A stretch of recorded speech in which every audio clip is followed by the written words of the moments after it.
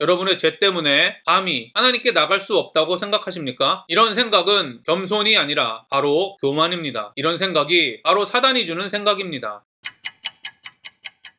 안녕하세요. 바이블 TMI의 마카리오스입니다. 오늘 본문은 호세아 2장 14절부터 23절입니다. 오늘 말씀은 간음한 이스라엘 백성들을 긍휼히 여기시고 다시 부르시는 내용입니다. 오늘 말씀을 통해 용서받지 못할 죄, 우리 안에 나타나는 선한 모습의 원인, 하나님의 공의와 사랑의 관계, 구원받기 전에 자신의 모습에 대해 깊이 묵상하는 시간이 되기를 바랍니다. 그러므로 보라, 내가 그를 타일러 거친 들로 데리고 가서 말로 위로하고 거기서 비로소 그의 포도원을 그에게 주고 아골 골짜기로 소망의 문을 삼아 주리니 그가 거기서 응대하기를 어렸을 때와 애굽 땅에서 올라오던 날과 같이 하리라. 오늘 본문은 많은 사람들이 이스라엘에 대한 예언의 말씀으로 생각합니다. 하나님은 벌을 받을 수밖에 없는 이스라엘 백성들을 다시 부르실 것이라고 예언하십니다. 그러나 많은 그리스도인들이 생각하듯이 그냥 부르시지는 않습니다. 죄의 대가를 치른 이스라엘 백성들을 거친 광야로 데리고 가서 위로하시며 훈련을 시키신 후 포도원을 주신다고 하십니다. 많은 그리스도인들이 알고 있듯이 광야는 이 땅에서의 그리스도인의 삶을 의미합니다. 여러분, 이 사실을 반드시 기억하십시오. 어떤 그리스도인도 광야 생활 없이 천국에 갈 수 없습니다. 모든 그리스도인은 이 땅에서 온전한 천국에 들어갈 준비를 하는 사람입니다. 그러나 광야는 물도 찾기 힘든 척박한 땅입니다. 하나님의 도움이 없이는 잠시라도 살 수 없는 곳입니다. 당연히 세상 사람들은 광야와 같은 삶을 기뻐하지 않습니다. 광야 생활과 같이 힘들게 사는 사람들을 실패자라고 합니다. 하나님의 도움을 바라며 사는 사람들을 능력이 없는 사람이라고 합니다. 그러나 여러분, 광야의 삶을 잘 감당하면 포도원을 주신다고 하나님께서 약속하셨습니다. 그리스도인은 이 약속을 믿기 때문에 이 땅에서의 고난을 기쁨으로 감당하는 사람들입니다. 그를 위해 핍박받는 일을 행복한 일로 생각하는 사람들입니다. 하나님께서는 포도원을 주시는 날 아골 골짜기를 소망의 문으로 바꾸어 주신다고 말씀하셨습니다. 아골 골짜기는 하나님의 명령을 어기고 가나안 땅에 물건을 가져온 아간과 그 가족이 죽고 묻힌 장소입니다. 그래서 이스라엘 백성들은 아골 골짜기를 죽음의 골짜기로 생각했습니다. 그날은 죽음의 골짜기가 소망의 문으로 바뀌는 날입니다. 죄로 인해 죽을 수밖에 없는 사람이 하나님의 구원을 받는 소망의 날이 바로 그날입니다. 이 말은 어떤 죄를 지은 사람도 모두 용서받고 구원받을 수 있다는 뜻입니다. 여러분의 죄 때문에 감히 하나님께 나갈 수 없다고 생각하십니까? 여러분, 이 사실을 반드시 기억하십시오. 이런 생각은 겸손이 아니라 바로 교만입니다. 이런 생각이 바로 사단이 주는 생각입니다. 하나님이 용서받지 못할 죄는 없다고 말씀하셨는데 우리가 뭐라고 자신의 죄는 용서받지 못할 것이라고 결정합니까? 다시 한번 말씀드리겠습니다. 하나님은 세상에 용서받지 못할 죄는 없다고 말씀하셨습니다. 성령을 회방하는 죄, 즉 회개하라는 성령을 거부하고 하나님께 돌아오지 않는 죄가 아니면 모두 용서받을 수 있습니다. 저와 여러분이 어떤 죄를 짓든 빨리 하나님께로 돌아가 회개하고 다시 거룩을 위해 죄와 싸우게 되기를 간절히 소망합니다. 여호와께서 이르시되 그날에 내가 나를 내 남편이라 일컫고 다시는 내 바알이라 일컫지 아니하리라. 내가 바알들의 이름을 그의 입에서 제거하여 다시는 그의 이름을 기억하여 부르는 일이 없게 하리라. 신약에서 그날, 즉 종말의 날은 명확한 의미를 가지고 있습니다. 바로 예수님의 재림의 날, 이 세상의 종말의 날을 의미합니다. 그러나 신약과는 다르게 구약에서 종말의 그날은 예수님의 초림과 재림 두 가지 의미를 가지고 있습니다. 왜냐하면 구약은 아직 예수님이 이 땅에 오시기 전이기 때문에 초림과 재림을 구별해서 사용하지 않기 때문입니다. 대부분의 학자들은 오늘 본문을 초림보다는 예수님이 다시 오시는 재림을 설명하고 있다고 주장합니다. 그럼에도 불구하고 그리스도인은 이 땅에서 그날에 있을 일들을 미리 경험하는 사람들이기 때문에 바로 지금 재림 후에 하나님의 나라와 모습을 알고 준비해야 한다는 사실을 기억하시기를 바랍니다. 하나님께서는 그날에 우리가 하나님을 남편이라고 부르고 다시는 내 바알이라고 부르지 않을 것이라고 말씀하십니다. 그렇습니다. 그날에 우리는 더 이상 마음이 나뉘지 않고 오직 하나님만 남편으로 온전히 사랑할 수 있습니다. 오직 하나님만 사랑할 수 있고 더 이상 세상의 시선을 뺏기지 않고 사랑하지 않는 그 나라를 얼마나 소망하고 있습니까? 이런 하나님 나라를 소망하고 있는 사람들은 온전히 하나님을 사랑하지 못하고 세상의 시선을 빼앗기는 자신의 모습을 보면서 애통해할 수밖에 없습니다. 이런 자신의 모습과 싸울 수밖에 없습니다. 저와 여러분은 하나님을 온전히 사랑하기 위하여 애통해하며 싸우고 있습니까? 저와 여러분의 자신의 모습을 점검하시기를 바랍니다. 17절을 보면 하나님께서 이렇게 말씀하셨습니다. 내가 바알들의 이름을 그의 입에서 제거하여 다시는 그의 이름을 기억하여 부르는 일이 없게 하리라. 여러분 잘 보십시오. 그날에 바알이라고 부르지 않는 주체는 분명히 가늠한 여인, 즉 우리들입니다. 그러나 바알이라고 부르지 않게 하는 주체는 분명히 우리가 아닌 하나님이십니다. 이 사실은 매우 중요한 사실입니다. 만약 우리가 하나님을 남편이라고 부르지 않고 세상의 것들과 싸우지 않고 있다면 그리스도인인 우리는 애통한 마음으로 세상으로부터 돌이키지 못하게 하는 것들과 빨리 싸워야 합니다. 왜냐하면 하나님의 구원을 받은 그리스도인은 오늘 말씀처럼 하나님께서 바알들, 즉 세상을 제거하여 더 이상 그 이름을 부르지도 원하지도 않게 만들어 주신다고 하셨기 때문입니다. 세상을 원하지도 부르지도 않는 하나님의 나라를 소망하는 사람이 어떻게 세상으로 향하는 옛 모습을 그대로 내버려 둘 수 있겠습니까? 애통한 마음으로 하나님을 온전히 사랑하지 못하게 하는 세상의 것들과 싸우지 않겠습니까? 반면에 만약 우리가 하나님을 남편이라고 부르고 세상을 찾지 않게 되었다면 그리스도인은 하나님께 감사할 것입니다. 왜냐하면 하나님의 구원을 받은 그리스도인은 바알들, 즉 세상을 제거하여 더 이상 그 이름을 부르지도 원하지도 않는 자신에게 보여지는 모습들이 자신의 의지와 능력이 아니라 바로 하나님으로부터 왔다는 말씀을 기억하고 있기 때문입니다. 여러분 이 사실을 반드시 기억하십시오. 그리스도인은 자신의 악한 모습을 볼 때 애통해하며 하나님께 돌아가지 못하게 하는 것들과 싸우는 사람입니다. 반면에 자신의 선한 모습을 볼 때 악한 우리를 선하게 하시겠다는 하나님의 말씀을 기억하며 하나님께 감사하는 사람입니다. 이 은혜를 유지하지 못하게 하는 사단의 시험과 싸우는 사람입니다. 저와 여러분이 하나님께서 우리를 거룩하게 하신다는 사실을 언제나 기억하시며 사단의 시험과 싸우며 믿음의 경주를 하는 그리스도인이 되기를 간절히 소망합니다. 그날에는 내가 그들을 위하여 들짐승과 공중의 새와 땅의 곤충과 더불어 언약을 맺으며 또 이 땅에서 칼과 칼을 꺾어 전쟁을 없이 하고 그들로 평안히 눕게 하리라. 내가 내게 장가들어 영원히 살되 공의와 정의와 은총과 긍휼이 여김으로 내게 장가들며 진실함으로 내게 장가들리니 내가 여호와를 알리라. 많은 사람들이 하나님이 우리와 결혼하시는데, 즉 우리를 구원하시는데 아무런 조건이 없다고 생각합니다. 그러나 19절을 보면 하나님이 우리와 결혼하시는데 조건이 있다는 것을 알 수 있습니다. 바로 하나님께서 우리를 공의, 정의, 은총, 긍휼로 여기신다는 것입니다. 많은 사람들이 하나님의 공의와 정의, 하나님의 은총과 긍휼은 함께할 수 없는 것으로 생각합니다. 왜냐하면 많은 사람들이 하나님의 은총과 긍휼을 죄와 상관없이 주어지는 것으로 생각하기 때문입니다. 분명히 하나님은 우리의 죄와 상관없이 우리를 구원하십니다. 그러나 하나님의 은총과 긍휼은 여기서 끝나지 않습니다. 우리를 실제로 거룩하게 하시고 그날에는 실제로 온전하게 하시는 것이 바로 하나님의 은총과 긍휼입니다. 성경은 하나님의 은총과 긍휼은 구원의 시작에서 끝나는 것이 아니라 구원의 완성까지 계속되는 것이라고 기록하고 있습니다. 16절과 17절에서 하나님이 우리를 다시는 세상의 시선을 빼앗기지 않게 만들어 주신다고 한 말씀을 기억하십시오. 여러분 이 차이를 분명히 분별하십시오. 하나님께서는 죄가 있는 사람을 구원의 자리로 부르셨습니다. 그러나 구원의 자리로 부르신 사람들을 죄가 있는 상태로 내버려 두지 않으십니다. 절대 하나님의 공의와 정의를 포기하시고 은혜와 긍휼을 베풀지 않으십니다. 하나님이 은혜를 주시고 긍휼을 베푸신다는 약속이 바로 우리의 죄를 해결해 주시겠다는 하나님의 선언이라는 사실을 기억하십시오. 우리를 거룩하게 하시겠다는 하나님의 선언이라는 사실을 기억하십시오. 이 사실을 믿는 그리스도인은 절대 하나님의 공의와 정의를 무시하지 않습니다. 죄를 합리화하지도 않습니다. 거룩하지 못한 자신의 모습을 당연하게 생각하지 않습니다. 구약은 하나님의 공의, 신약은 하나님의 사랑의 책이라며 하나님의 공의와 하나님의 은혜를 분리하는 사람들을 조심하십시오. 신약 성경을 정경화한 초대교회 교부들은 하나님의 공의와 하나님의 은혜를 분리하는 사람들을 이단으로 정죄했다는 사실을 기억하십시오. 저와 여러분이 하나님의 공의와 사랑은 항상 함께한다는 성경의 말씀을 경험하게 되기를 간절히 소망합니다. 죄가 있는 모습 그대로 구원하시지만 죄가 있는 모습 그대로 받아주시지 않고 구원받은 사람들을 거룩하게 바꾸셔서 함께 하신다는 사실을 기억하시기를 바랍니다. 여호와께서 이르시되 그날에 내가 응답하리라. 나는 하늘에 응답하고 하늘은 땅에 응답하고 땅은 곡식과 포도주와 기름에 응답하고 또 이것들은 이스라엘에 응답하리라. 내가 나를 위하여 그를 이 땅에 심고 긍휼히 여김을 받지 못하였던 자를 긍휼히 여기며 내 백성 아니었던 자에게 향하여 이르기를 너는 내 백성이라 하리니 그들은 이르기를 주는 내 하나님이시라 하리라 하시니라. 하나님은 내 백성이 아니었던 자, 즉 사단의 백성으로서 죄를 자랑으로 여기는 사람들을 자신의 백성이라고 해주셨습니다. 긍휼히 여김을 받지 못한 사람들을 긍휼히 여겨주셨습니다. 그렇습니다. 바로 구원받은 저와 여러분 여러분이 바로 이스라엘 백성들과 같은 사람들입니다. 우리가 이런 사람이었다는 것을 깨닫지 못하기 때문에 하나님의 구원의 은혜가 감사하지 않은 것입니다. 우리가 이런 사람이었다는 것을 자꾸 잊어버리기 때문에 다른 사람보다 조금 나아 보이는 행동을 자랑하는 것입니다. 저와 여러분이 구원받기 전에 어떤 존재였는지 기억하시기를 바랍니다. 그리고 구원받았음에도 불구하고 아직도 죄와 싸우지 않는 우리를 인내하고 긍휼히 여겨주시는 하나님의 은혜를 기억하시며 감사하시기를 바랍니다. 자신에게서 조금이라도 선한 행동이 나오면 자신의 공로인 양 자랑하며 하나님의 공로를 가로채는 배은망덕한 우리들을 오래 참으시고 거룩함으로 변화시켜 주시는 하나님의 은혜를 기억하며 감사하시기를 바랍니다. 제가 오늘 여러분과 적용하고 싶은 부분을 말씀드리겠습니다. 첫 번째, 하나님이 용서받지 못할 죄는 없다고 말씀하셨는데 심각한 죄를 지었다며 감히 하나님께 나갈 수 없다고 생각하고 하나님을 멀리하는 교만한 마음이 여러분 안에 없는지 점검해 보시기를 바랍니다. 두 번째, 여러분에게 선한 모습이 보였을 때 악한 우리를 선하게 하시겠다는 하나님의 말씀을 기억하며 하나님께 감사했습니까? 자신의 선한 행동을 자랑했습니까? 여러분의 반응이 어떠했는지 돌아보시기를 바랍니다. 세 번째, 하나님의 공의와 사랑의 관계에 대해 깊이 생각해 보시기를 바랍니다. 네 번째, 구원받기 전에 여러분의 모습, 구원받았음에도 불구하고 여전히 죄를 짓고 있는 여러분의 모습을 돌아보시고 얼마나 하나님이 여러분을 참고 있는지 생각해 보시기를 바랍니다. 그리고 우리의 악한 모습에도 구원하시고 거룩하게 하시는 하나님의 은혜에 감사하시기를 바랍니다. 오늘도 행복한 하루가 되시기를 바랍니다.